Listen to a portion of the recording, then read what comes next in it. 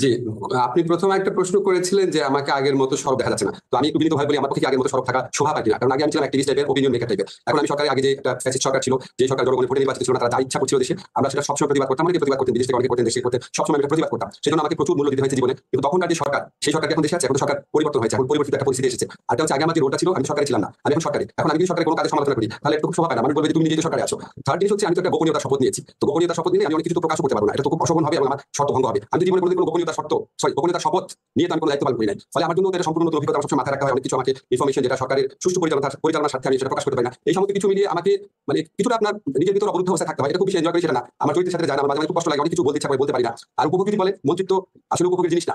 আমি জানি না পলিটিক্যাল মন্ত্রীরা কেমন হয় জীবন উপভোগ করতেন। আমার কাছে মনে হয় যে আমার যে একটা মুক্ত স্বাধীন জীবন ছিল, পৃথিবীতে আমার সবচেয়ে প্রিয় শব্দ হচ্ছে স্বাধীনতা। আমি অনেক বিপদের মধ্যে আমি স্বাধীনভাবে কথা বলার চেষ্টা করতাম, আমি স্বাধীনভাবে চলাফেরা করতাম। আমাকে অনেকে অনেক ভয় দেখাতো, তারপর আমি গভীর রাতে আমি ঢাকা ইউনিভার্সিটি ক্লাব থেকে টেনিস খেলে একা ফিরতাম, মনে হতো যাওয়া হবে।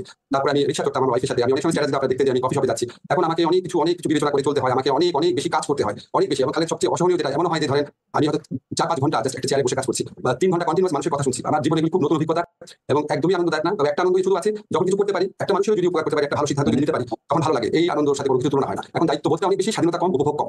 প্রফেসর আসিফ নজরুলের কথা